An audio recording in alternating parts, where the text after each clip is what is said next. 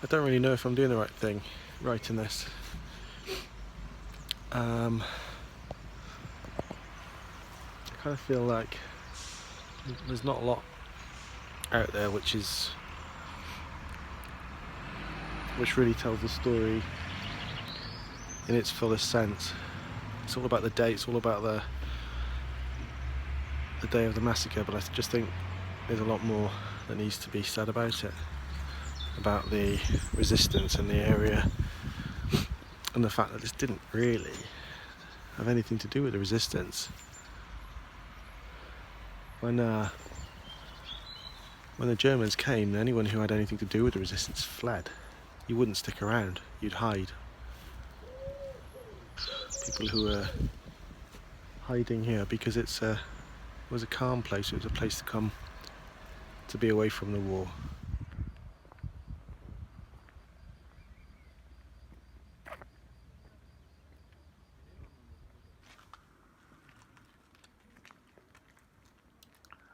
For our tour today, we're going to look mainly at the main village itself. This is the main bourg, and you can see that we're going to start looking at the upper village, the western edge. This is where, as a visitor, you used to come in into the village if you came to see the place.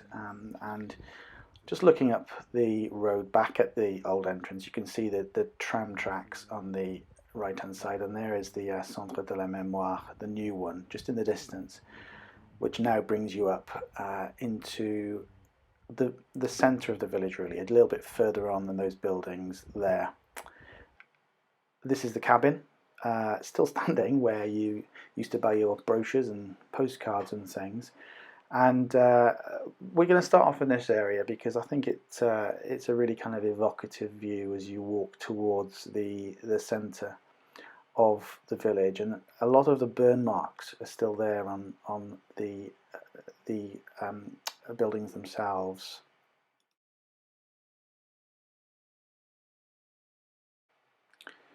This building is the what was Francois Dupic's textile shop. There were two Dupic brothers, and this building was actually used by the SS as one of the two kind of headquarters during the operation on the 10th of June. And it was one of the last to be burnt down the following morning. Some people came into Oradour and saw it still standing on the morning of the 11th.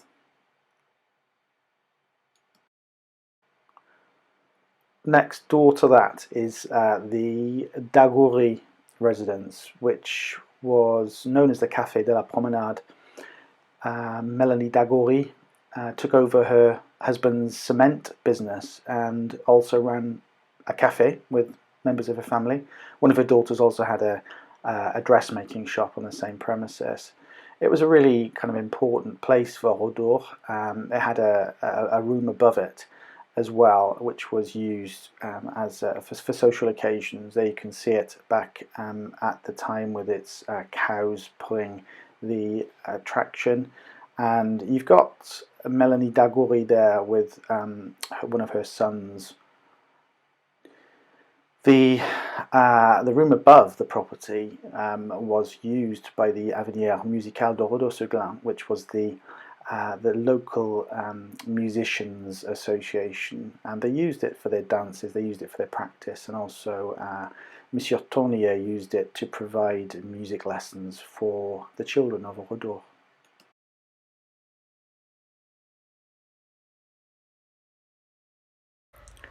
There are several really interesting buildings at this part of the village, because you can see there the pylons which carry the electricity coming into the village, and as you can see, the tram lines there. This is the post office, and you can still see that. You can still see the lettering on the front of the building itself. It's a beautiful building, and it was built. I can't remember the exact date, but around the time that the train station was built, which was around the sort of 1911 mark. You can still see the lettering there, Post Telegraph, the PTT lettering.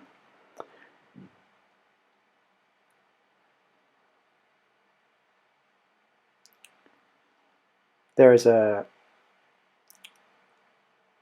panel which commemorates Odette Bouillet, who was the postmistress on the day that the Germans came, and she actually had her nephew staying with her on that day upstairs with her mother and a 10-year-old nephew. Unfortunately was caught up in the massacre and didn't survive.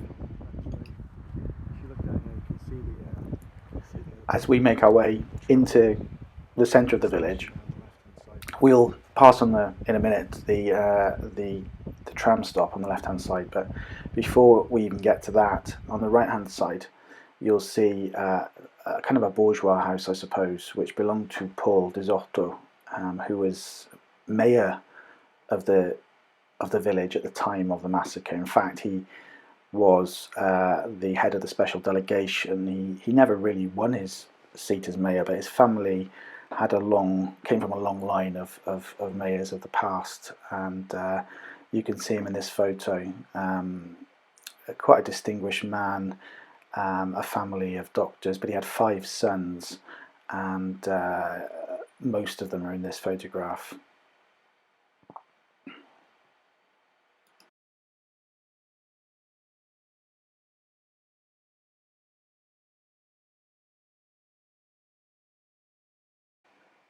Dr. Desorteaux's home is just opposite the actual two tram stops. One was for merchandise. You can't quite see it in this video. It's a little bit further back next to the post office. And one is the main tram stop. And the station master was André Brandy, who was the middle daughter, I think, of the Brandy sisters, who we'll come to see in the middle of the village, who ran a cafe. So every day a few trams would stop here, taking people to and from Limoges. It was a real boon to the village to have this tram installed in 1911. It really did kind of transform the local economy, and villages along this line really benefited from the people that came to the village particularly on weekends, but at other times too. Also, people were able to travel into the city to sell their wares.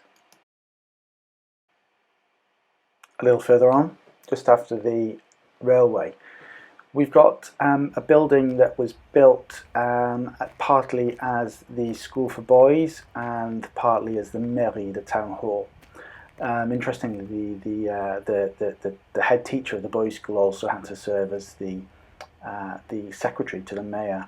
And that was Leonard Rousseau.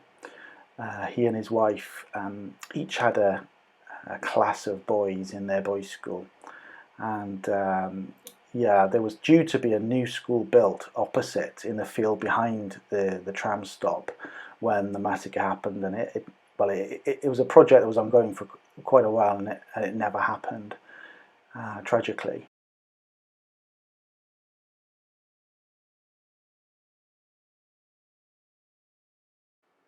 You can see here, just opposite the school, one of the few water pumps in the village, which, along with the well in the Champ de Foire, served the village with water. There was no running water in the properties. On the other side of the road is the other Dupic shop, which sold its wares, and during the days of the fair would put out all of its merchandise into the street. You can see on that building particularly the scorch marks from the fires. Robert Desbrasses' mother used to sew for the Dupic brothers and sell pillowcases, duvets, that kind of thing, on to be sold by the Dupics. This property, the Hotel Avril, had lots of guests during the occupation. Lots of people came to stay in these hotels because they had nowhere else to go, but a lot of people came also to flee the occupation of the country.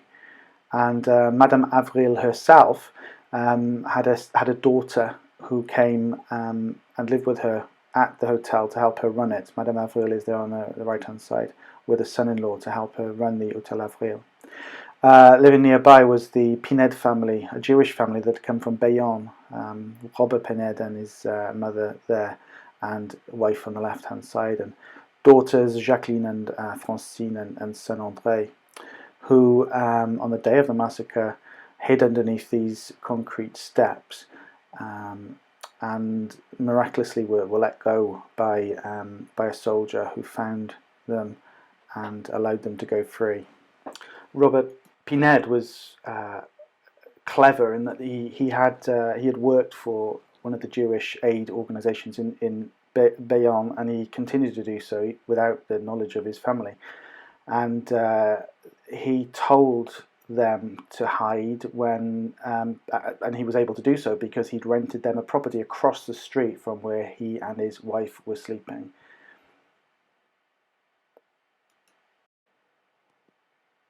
After the massacre, his family found documents in the ruins of the house, including this prescription written by Dr. Desorto to one of the family, which bears the doctor's address there at the top. Obviously, being Jewish, the family had to have Jewish stamps on their documents.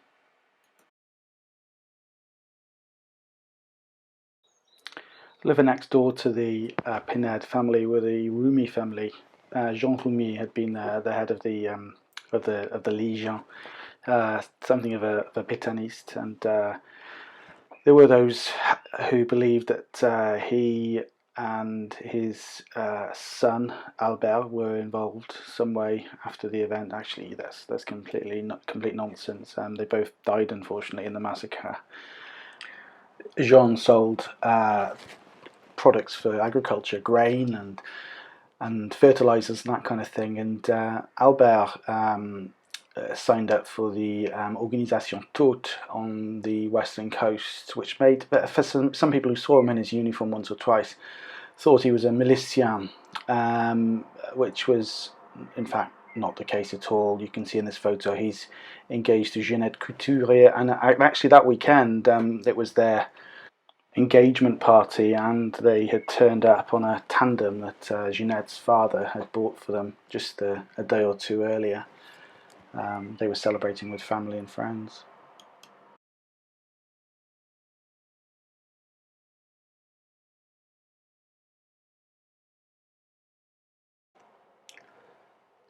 Now let's look at this part of the village, which comes from Saint-Junien, this road coming up from Saint-Junien that kind of comes into a junction in the road, and then just almost opposite that you've got the Champ de Foire. So we'll look at both places and see where the people were gathered. This is kind of the point at which you join the village these days if you go there via the Centre de la Mémoire. And once you go through the exhibition, you come into these two corridors. In fact, it's one corridor. On two sides of it, you've got two long walls of faces. And yeah, for me, it's really transformed the experience of going to Oradour, having this initial kind of blast of people and the names of these families. You can see there are still quite a few gaps. Back in 2014, the Centre de la Mémoire tried to put together as many photographs, as many faces to names as they possibly could for a temporary exhibition, and then obviously moving it into this. And I think it's a really positive way to start the visit. So we're going to go to the Picard farm in a minute. Maurice Picard was what they call a régisseur, so he organised for farmers to kind of rent farms, tenant farmers. We're kind of on this corner, like I said, this junction. This is where the Valentin property kind of is right on the corner of these two roads, and just next door to that, you'll see the town's bascule, the weighing scales, which is where on fair days the produce that came into the village and other times as well would be weighed. And you can see the family here, the Titi Valentin and Jean Valentin, stood with family members actually on the bascule, which is still there.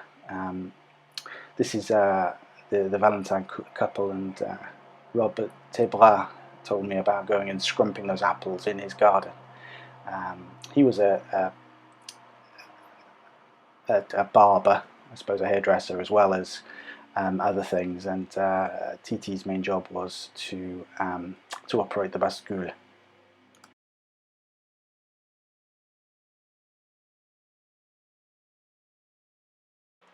This is the view of that kind of junction just after the massacre took place, and you can see there the wine merchant's car with the bicycle on top of it. That's actually the car that ended up being known as the Desorto doctor's car, was moved on to the Champ de Foire.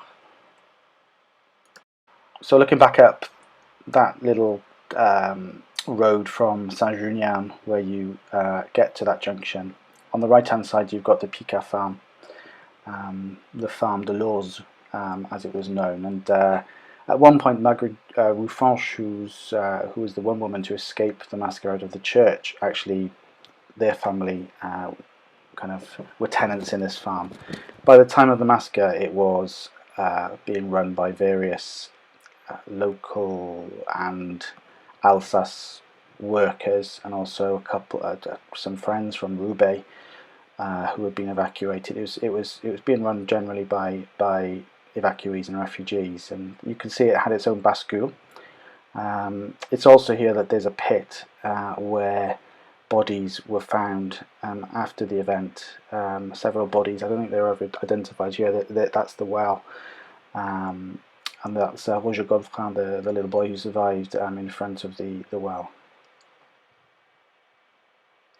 Just around the corner from that is the Denis wine cellar warehouse, I guess, which was where one of the groups were sent to be shot.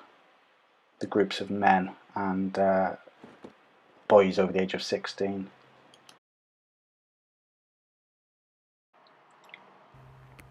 So we're getting now to the Champ de Foire, where the population was gathered by the SS.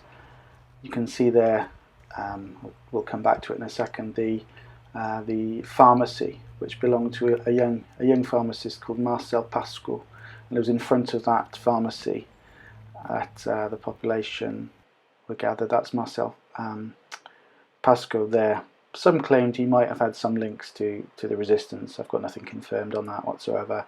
You can see the devastation to that building straight after the event.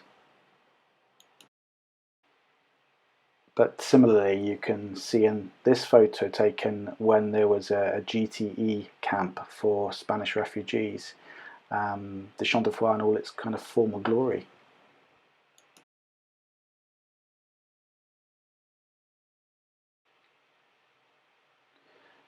If you know anything about the Oradour story, you probably will know something about the roundup and the fact that the population were then split up and women and children taken to the church, while the men were put into 6 groups.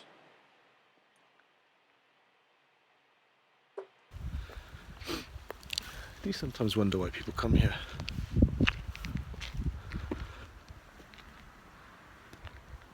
Why am I so interested in it?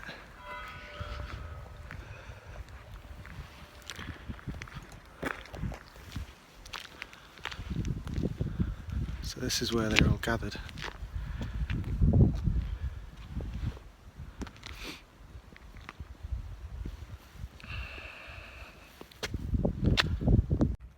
It must have been such a long wait, kind of separated from the rest of your family and not knowing what was going to happen. But everything was done fairly calmly. And it was an early summer's day. While they were waiting, the pâtissier, Monsieur Compin, this is his shop, came out and asked whether he could go and check on his cakes, and was told no, the cakes would be looked after.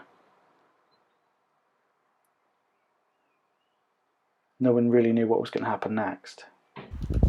Definitely think today it's going to be a bit of a shift in what I write. I'm not going to be trying to link the resistance anymore. Don't think so anyway.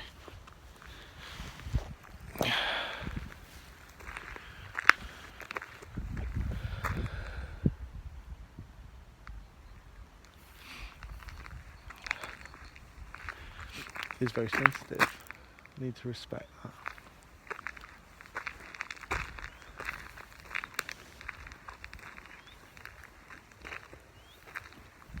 Behind me you can see the cemetery.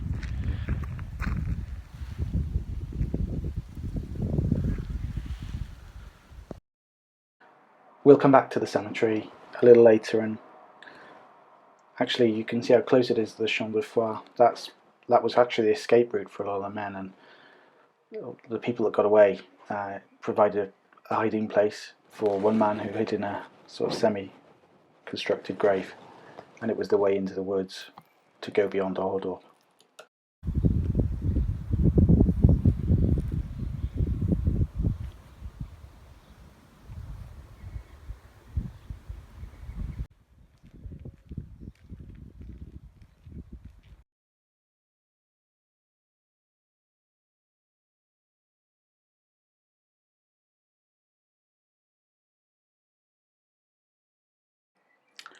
This is the Café Épicerie. So it's a grocery come cafe which belonged to Emile Raidon. And he actually survived. He had been in Limoges that day. He was on the tram that came back later that evening. And yeah, he was a bit of an entrepreneur, sold sand that he dredged from the river. He pressed apples with a mechanical press that he installed. Yeah, it was a really sort of one of the central kind of businesses on the Champ de Foire. Also on the Champ de Foire was the well, which was still working at that time.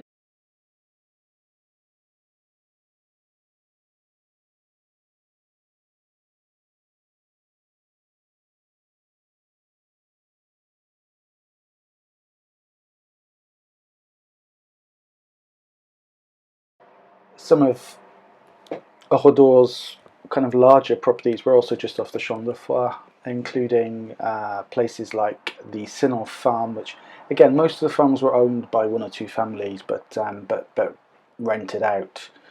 Actually, this is that particular building. It's just next door to it, but it was around this area that the six men, including Robert Desbras, Jean-Marcel Dartout, Clément Bressoudier, Yvan Auby, they escaped from the Lodi barn, which is part of one of the buildings, one of the farm buildings, just off the Champ de Foire. The Lodi Mounier barn, kind of named after the families that owned that particular farm, was known locally as Le Grand Blanc. I think it was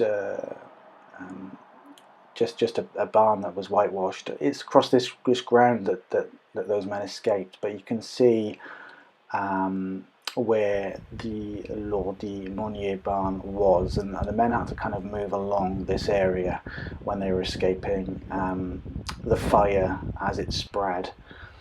We'll go a little bit closer here to the Lodi barn, and you can see here lieu de supplice, which means that that's where people were unfortunately killed, and it does mark there as well that 6 men escaped, including, of course, Robert Desbras. The Lodi barn was one of 6 places of execution, as well as the church, and it's sort of the road to the cemetery kind of goes past it. You can see there from the main street, the main Rue Émile des Hortos. So that Lodi barn backed on to the main street, which was one of the reasons why the men had to kind of escape through the sort of grass of the Champ de Foire. Very little of it remains now. It's very much grown over. you can see a lot more from the sort of older photographs of these places.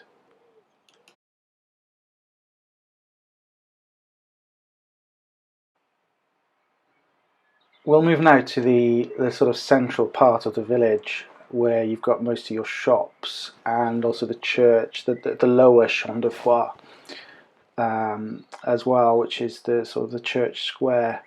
Just you can see there the cemetery road, and now we're on the main recognisable street with its tram lines.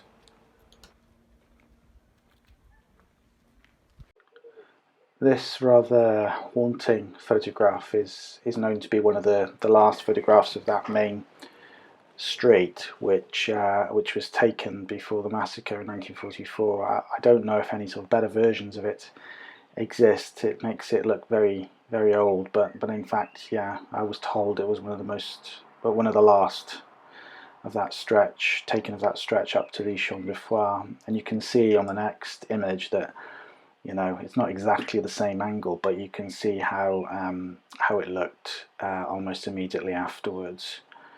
Utter devastation.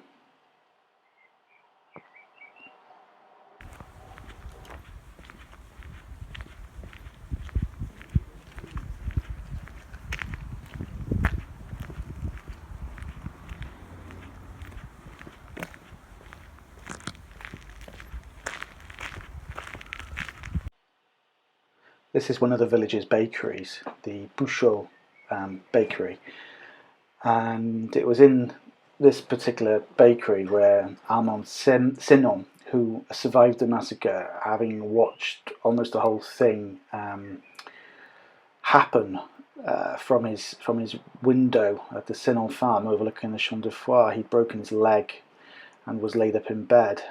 But he watched the whole thing almost happen. You can read about that in the book, and you can see there, that's the ovens at the back where 2 bodies were found subsequent to the massacre. I'm pretty sure that those bodies were put there on the following day, when several bodies were in the street and had to be kind of disposed of, as was probably the case with the bodies in the well. And sadly, those, I think, were probably the bodies of children.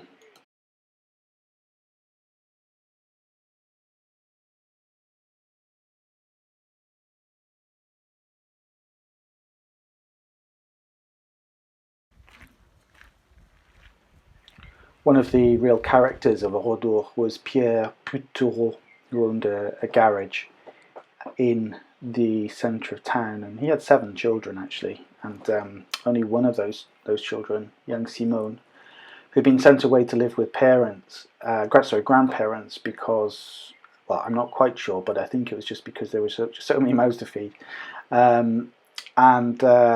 So she survived, but lost both her parents as well as 6 brothers and sisters. Devastating, really. And this is his garage on the main Rue Émile des Hortons. He was actually the 7th man to escape from the Lodi barn, but tragically, on his way to the cemetery, he was spotted and shot by an SS sentry, and his spot is now marked where his body was found, wrapped in barbed wire. Really kind of a tragic story.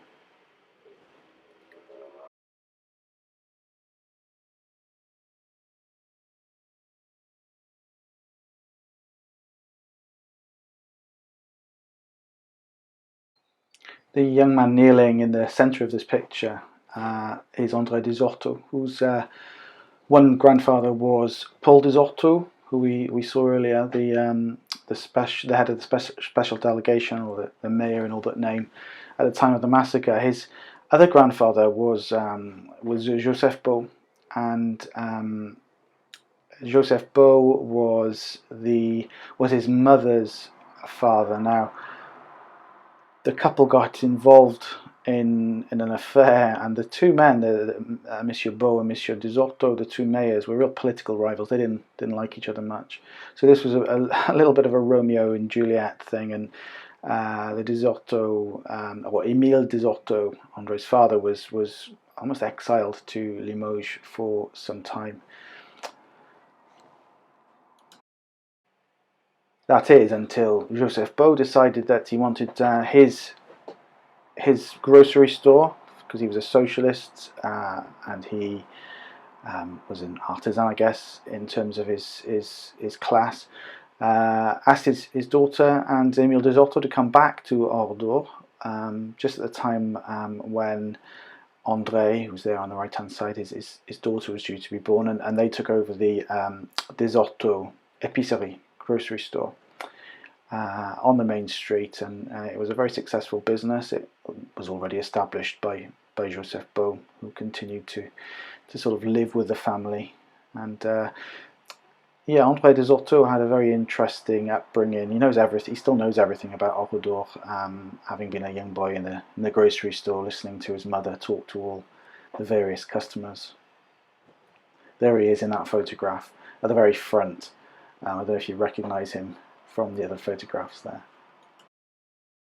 And next door to the épicerie was the École de Filles, so the girls' school. So André used to enjoy, as a little boy, looking over the window into the playground of the girls' school, and used to watch them for long periods of time. This is one of the most heartbreaking places, I suppose, in Oradour. All the schools are. You can see in that photograph there's lots of people or young girls whose stories I've researched and tell in my book. One of them, there's several Spanish girls, but one of them is this Spanish girl called Nuria, who came from Barcelona in 1938. And then there's Marguerite Simon, who came from Paris, who was sent from Paris for safety. Very bright young girl. And of course you can't forget the teachers. This is, on the right hand side, she has Denise Bardet with her brother and her mother, whose birthday, his 24th birthday it was, on the 10th of June 1944. And then also Odette Couty, who was a replacement teacher. People knew very little about her, but in fact she'd already worked in a school for Jewish refugees, and she was due to finish her post the day before the 10th, but had agreed to work an extra day. This is one of the butcher shops owned by Gabriel Mer, who was a refugee. There were two waves of refugees, one from Schiltigheim, just outside Alsace-Lorraine, and they went back in 1940. They were evacuated because of the war in Alsace-Lorraine, and then Alsace-Lorraine, that was sort of annexed, and you had a second lot of refugees from Moselle a little bit later. Gabriel Mer, one of the few refugees that kind of really set up a business in Oradour, which succeeded. Returning to the Desorto family, the second from the left there, Jacques Desorto,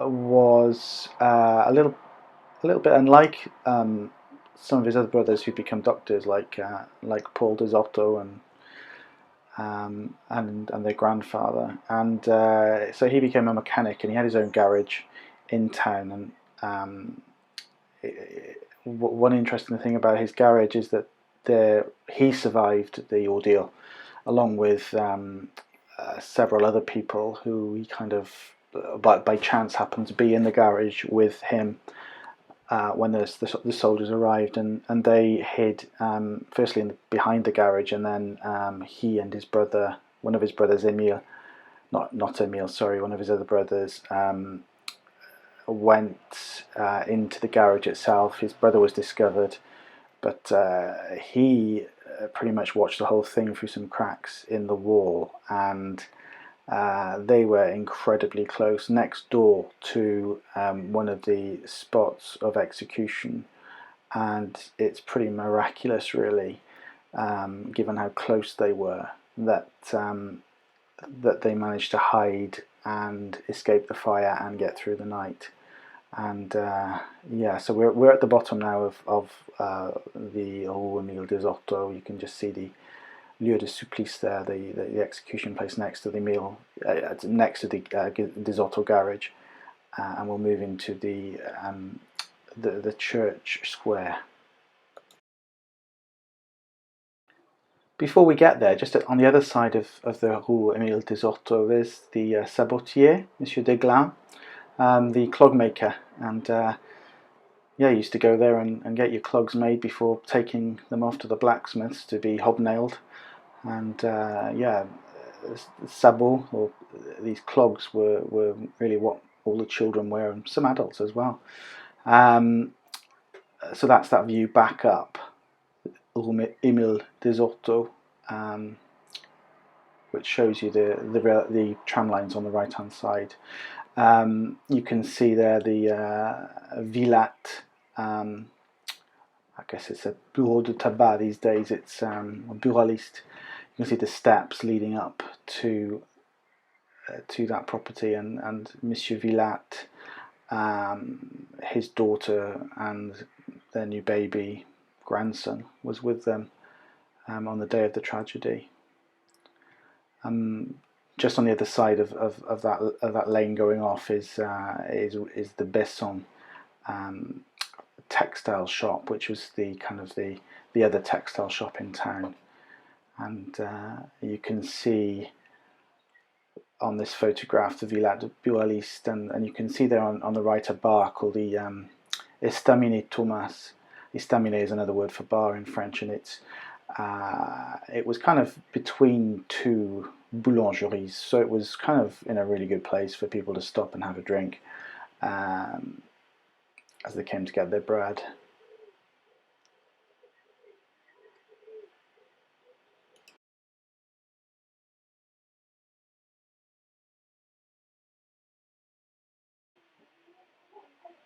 You were never really stuck for somewhere to get a drink in this village. This part of town, particularly around the church and the Chien de la Liberté there, the Freedom Tree.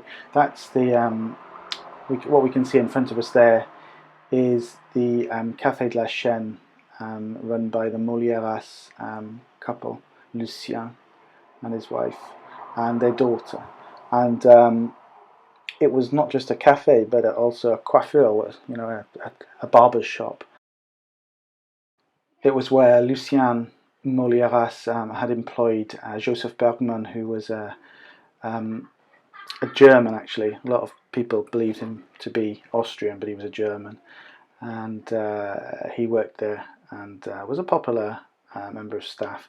Also, you had the hat shop element of the business as well, because Madame Molièras was originally a hat maker, and so she continued that element of her life as well, and it meant that as with many businesses in Oradour at this time, you had different branches of a family business in one place. The Café de la Chaîne, or the Café Molièras, tended to be more popular with some of the older members of the community. You could play billiards there, play cards there, and eventually the daughter Irene sort of took over looking after the cafe along with her parents. She never really wanted to move away from her parents, and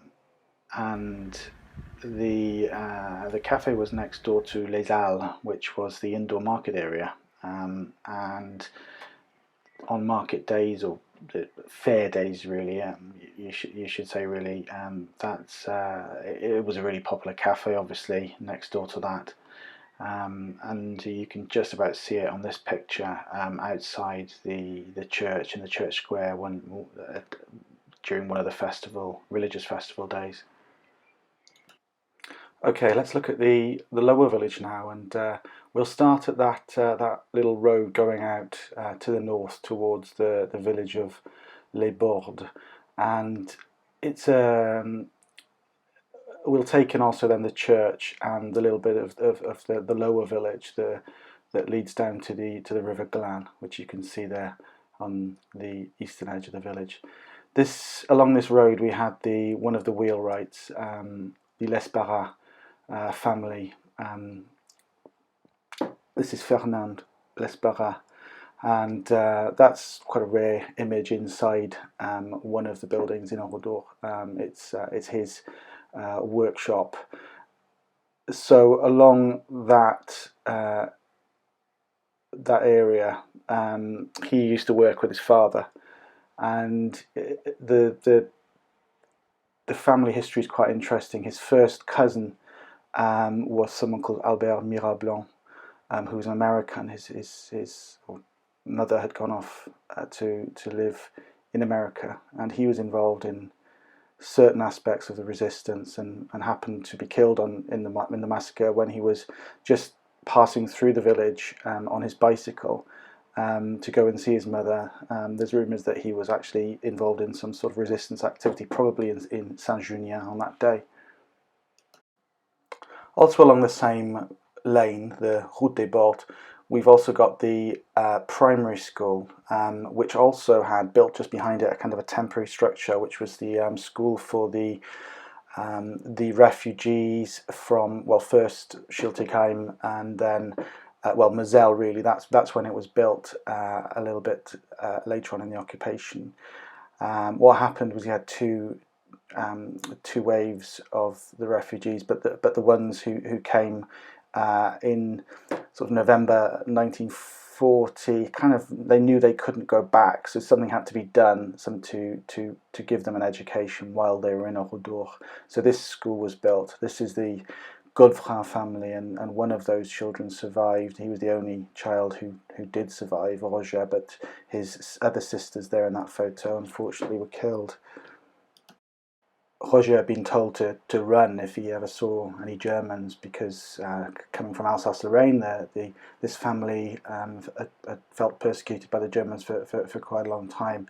His sisters, though, followed the rest of the children up to the Champ de Foire, and that was the last time that Roger saw them. So this is as far as you can go along that road at the moment, but you can see this is the first site that some people who came in from Les Bordes on the morning of the 11th had. That was the view coming down in the other direction towards you can see the Café du Chêne in the background there, that you would have coming from the village of Les Bordes. You can see there the wagon wheel, if you like, outside the wheelwright's property, the Lesparra property, where father and son have been making wheels for many years. On the other side of that road, we had, by 1944, a women's hairdresser run by Janine Renaud, as she was there. It was a family kind of property, this, because Janine was one of three sisters. Their father had died, Amand, family named Brandy, and their cafe, the Café Central or Café Brandy, is kind of on the corner. This is opposite the Café Molièras, and it was kind of a younger person's cafe, really, run by, as I said, the three sisters. A couple of other businesses down in that little dip there, where the lower village kind of is kind of centralised, and one of which is Martial Machefer's Cobblers, as well as the Hôtel Milor, and one or two other sort of bars and things, and a grocery store. So yeah, this is the three sisters. We've got Janine, and we've got André, and we got Antoinette Brandy. And André actually fell in love with one of the Spanish refugees who had been in the GTE camp. Milan Bielsa. Onto the church, which is just opposite the Café Central. You can see how it was before the tragedy. Beautiful church, the Église Saint-Martin. You can see here Jacques Loriche, who was one of the one of the sort of pastors that arrived from Alsace-Lorraine, as well as another called Emile Neumayer, who actually went off to study. His sister stayed on, but they kind of reinvigorated the church in Oradour during this time. Tragically, Emile Neumayer, there on the right-hand side, was back in Oradour on the 10th of June 1944, visiting his sister Odette. So unfortunately, both of those children, who were originally from Schiltigheim, were killed. This is l'Abbé Chapelle, who'd been Oradour's priest for many years, and was pretty fed up with the lack of people who were attending church before the refugees and evacuees arrived, when things went uphill again for the church. People tended to go for the weddings and the christenings and the high days and holidays, but he was upset that more people didn't go to regular sort of Sunday services.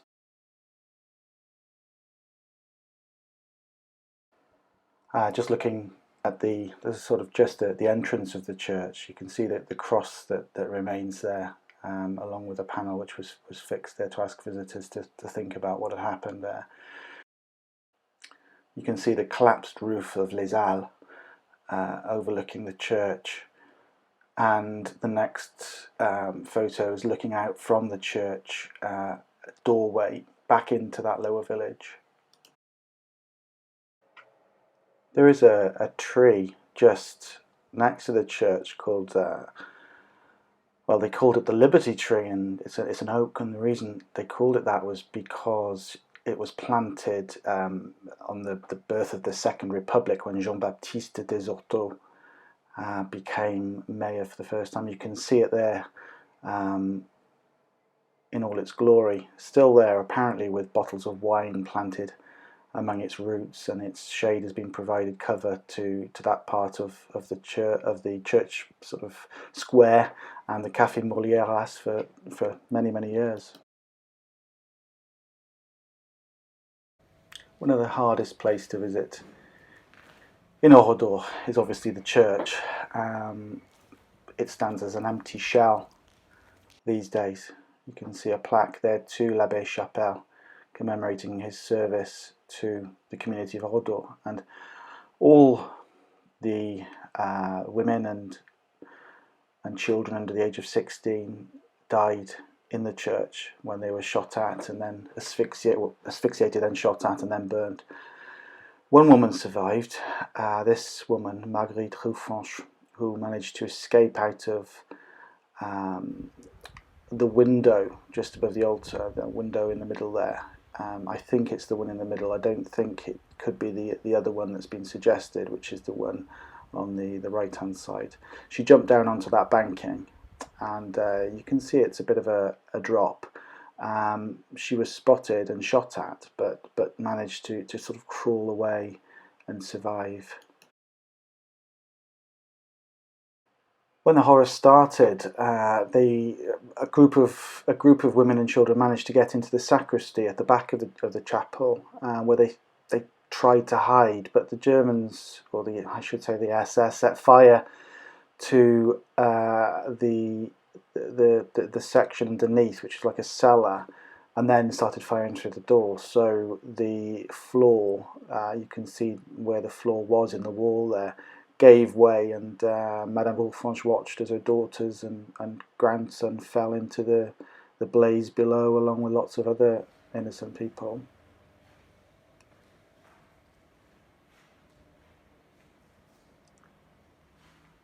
There's a pram just in front of the altar, the remains of a pram. That's the door to the sacristy that they managed to get through.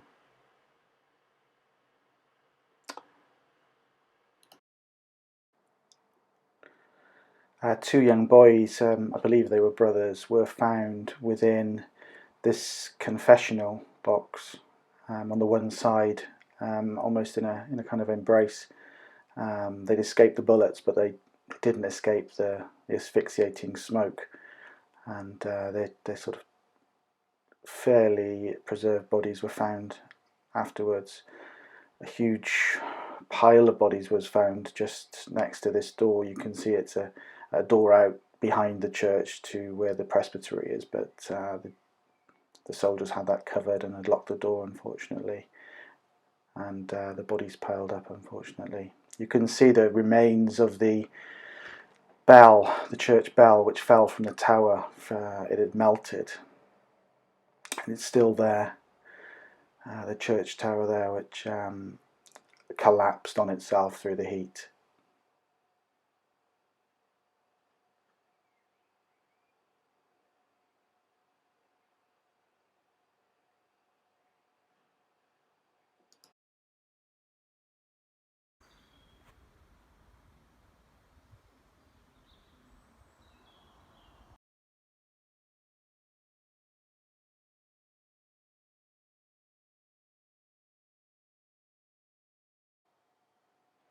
Looking out from the church there to the sort of extreme eastern edge of the village, the Glan is just a little bit further on, the River Glan, and then there's the road, there's the bridge and the road that goes towards Limoges. That area in the corner there also has one of the execution places, the Bouchoul barn where some bodies were actually identified. It was in this part of the village that there were several events going on that day. There was a christening, and in the Milord property.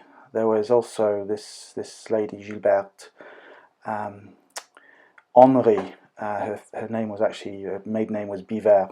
She had arrived in Oradour with her family as a refugee, and had met one of the commanders at the GTE camp, a man called Jean Henri. They had gone to Paris to live, and then had come back for the weekend with their 2-year-old daughter Michelle to see the family of Gilberte, who was still in Oradour. People came from all around to visit this really lovely little village.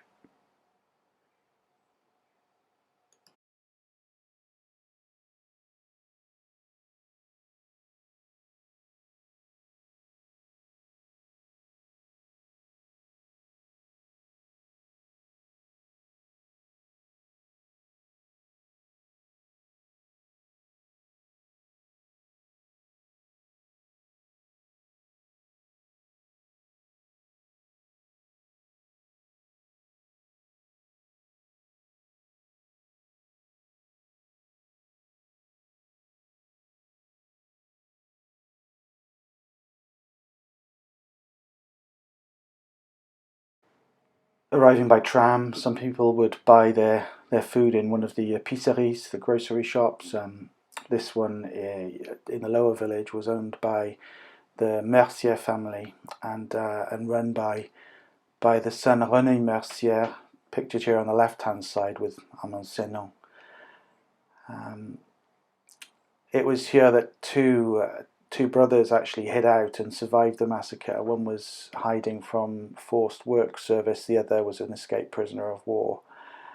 And they'd been hiding for some time, and they managed to escape. But unfortunately, one girl called Madeleine Bonnet, who was an orphan and was working for the mother of René Mercier, unfortunately was shot actually within the shop, or just outside the shop. I think she must have got away from the roundup and went back, and unfortunately was killed on the premises. She was only 17 and had been abandoned at birth. Was what they called a pupille de la nation, and had found her way to this happy life in Oradour-sur-Glane.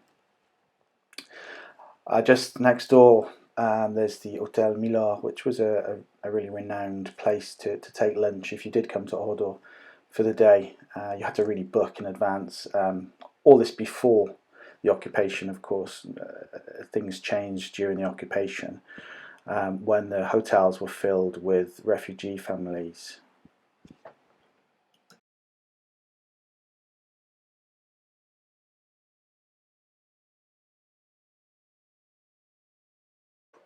But they continued to operate to some extent, and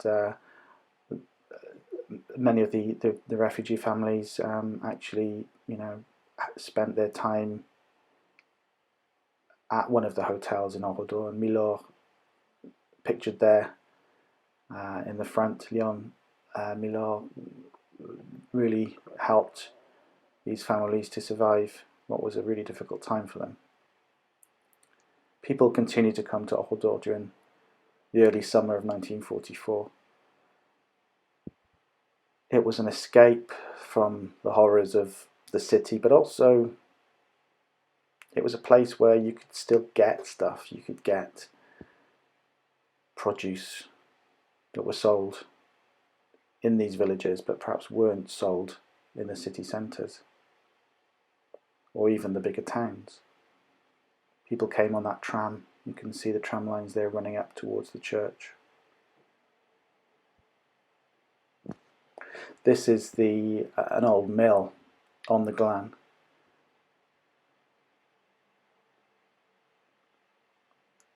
People used to come there and fish and swim and just enjoy the countryside.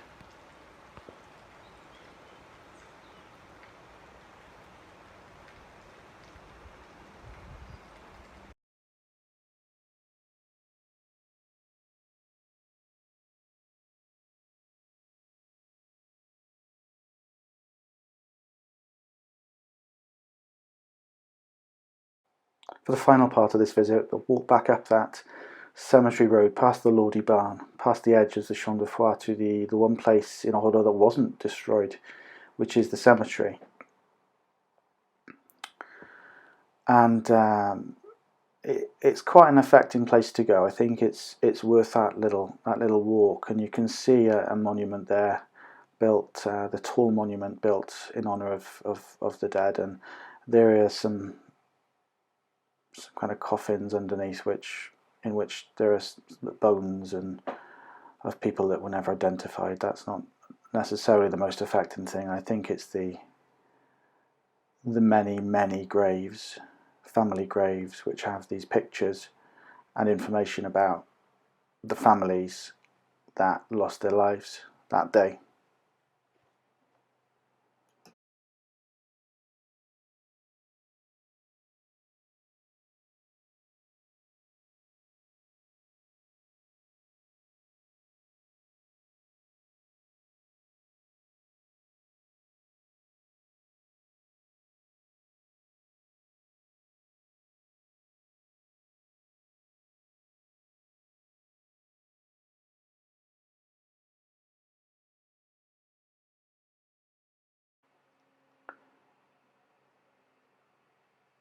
Nearby there's an underground section where originally many of the unidentified remains were going to be put, but is now used instead because of various political disagreements. Just bits and pieces, memorabilia of the village as it was. And these flowers were on the altar in the church for the Saint Vierge ceremonies, which were due to take place on the 11th of June. Quite a reminder of really what happened in Oradour.